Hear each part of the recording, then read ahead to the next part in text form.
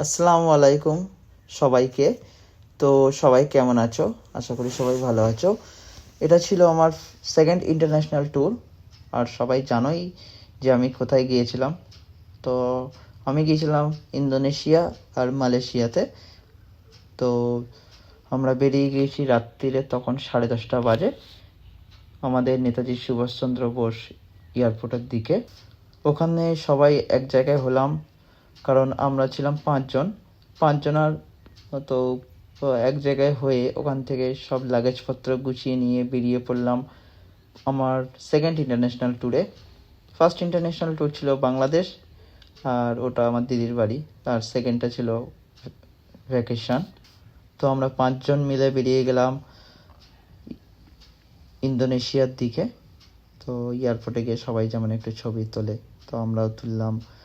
আর আমি কিছু কিছু ভিডিও তুলে রেখেছিলাম, কারণ সবাই বলেছিল যে একটু কেমন ঘুরছো না ঘুরছো একটু ব্লগে দিও, ভিডিও বানিও, আমরা একটু দেখব। তাই আমি একটু চেষ্টা করলাম, কেমন লাগলো জানিও। আর আমাদের এই ট্যুরটা ছিল টোটাল আপ ডাউন মিলিয়ে 7 দিনের।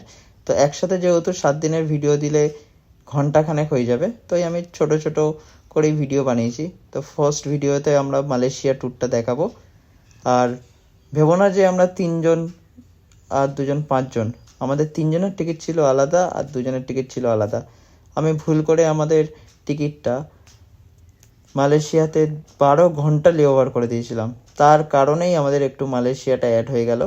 আমি আর লিটন দা, এই যে লিটন দা আর আমি 2 জন ছিলাম মালয়েশিয়ার 12 ঘন্টার লেআউটের ফেঁসে। তো 2 জন মিলে প্ল্যানিং করেছিলাম যে একটু মালয়েশিয়ার টুইন টাওয়ারটা ঘুরে নেবো। আর রাত্রিরে ডিনার না করে বেরোনোর কারণে আমরা ফ্লাইটে ডিনারটা করে নিলাম। তো আমাদের ফার্স্ট স্টপেজ ছিল কোলালামপুর। আর কোলালামপুরে লেওভার ছিল প্রায় 12 ঘন্টা। একদমই মানে এয়ারপোর্টের মধ্যে বসে থাকা যাবে না, তার কারণেই আমরা এই মালয়েশিয়ার প্ল্যানটা করলাম, নাহলে আমাদের ইন্দোনেশিয়ারই প্ল্যানটা ছিল। তো যাই হোক, তোমরা যদি যাও ইন্দোনেশিয়ায় কখনো, তো আমার মতে বলা হয় যে মাঝখানে লেওভারটা নেওয়া ভালো। কারণ কী হবে, একই সাথে তোমরা মালয়েশিয়াটাও ঘুরে আসতে পারবে আর ইন্দোনেশিয়াতেও ঘুরে আসতে পারবে। তেমন কোনো ব্যাপার না, তোমরা বাড়ির থেকেই ভিসা অ্যাপ্লাই করে নিতে পারো মালয়েশিয়ার জন্য, কোনো অসুবিধা নেই। আমরা ওখানে পৌঁছেছিলাম প্রায় 7:30 নাগাদ। আমাদের ফ্লাইট ছিল 12টা থেকে 7:30। ওখানে গেলাম, টাকা এক্সচেঞ্জ করলাম। মালয়েশিয়ার টাকার রেটটা একটু বেশি, তোমার ওখানে আমাদের এখানে 20 টাকা সমান সমান ওখানে 1 টাকা। তো এই যে রওনা দিলাম আমরা টুইন টাওয়ারের দিকে। আর খুবই সুন্দর জায়গা মালয়েশিয়া, মানে এত সুন্দর জায়গা ভাবেনি। যেমন রাস্তাঘাট তেমন ঘরবাড়ি, তেমন সুন্দর পরিবেশ, চারিদিকটা যেন ওয়াও ওয়াও। আর খুব ভালো লাগলো মালয়েশিয়াটাও। এয়ারপোর্ট থেকে টুইন টাওয়ারের দূরত্ব কম বেশি 30 কিলোমিটার, 30 থেকে 40 কিলোমিটার। কিন্তু যেতে টাইম লাগবে 1.5 ঘন্টা মতন, কারণ বেশ ট্রাফিক পাবে তোমরা। এই প্রায় আমরা চলে এসেছি মালয়েশিয়া টুইন টাওয়ারের পাশেই। আর ওখানে গিয়ে আমরা আমাদের ব্রেকফাস্টটা সেরে নিই, কারণ সকালবেলা নেমেছিলাম ফ্লাইট থেকে। তো এয়ারপোর্টে তো ব্রেকফাস্ট করার থেকে বাইরে ব্রেকফাস্ট করাটাই বেটার, যেহেতু আমরা বাইরে অ্যাক্সেস করতে পারবো।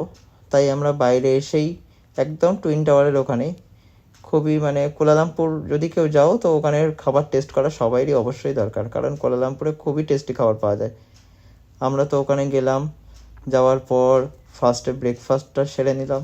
এই যে আমাদের ব্রেকফাস্টটা সারার পর ওখানে বেরিয়ে গেলাম টুইন টাওয়ারের দিকে। যেহেতু আমি একটা ভিডিওতে সবগুলো কভার করতে পারবো না, কারণ মালয়েশিয়া ইন্দোনেশিয়া অনেক কটা স্পট একটা ভিডিওতে কভার করলে 30 মিনিট 40 মিনিট 1 ঘন্টা হয়ে যেতে পারে, আর কেউ দেখবেও না জানি। তাই জন্য আমি শর্ট ক্লিপ অ্যাড করে অল্প করে ভিডিওটা বানালাম। তো তোমরা জানিও ভিডিওটা কেমন লাগলো। এরপরেও আরও ক্লিপস আসবে, মানে আরও ভিডিও আসবে। সব ভিডিওগুলো দেখো, শেয়ার করো পারলে। আর কেউ যদি যেতে চাও আমার সাথে কন্ট্যাক্ট করতে পারো, সেটা মালয়েশিয়া হোক বা ইন্দোনেশিয়া। কেমন কিভাবে যাবে, কেমন কি খরচা, আর কোথা থেকে কীরকম কি করবে, টাকা এক্সচেঞ্জ থেকে শুরু করে ভিসা। আর মালয়েশিয়ার এয়ারপোর্টটা খুবই সুন্দর। এটা হলো কোলালামপুর এয়ারপোর্ট। এখানে আমরা প্রায় টুইন টাওয়ার থেকে ঘুরে এসেও 3 ঘন্টা ছিলাম ওয়েটিংয়ে। তো টাটা, বাবাই, আসসালামু আলাইকুম। এখানে ভিডিও শেষ করলাম, পরের ভিডিওতে দেখা হবে, টাটা।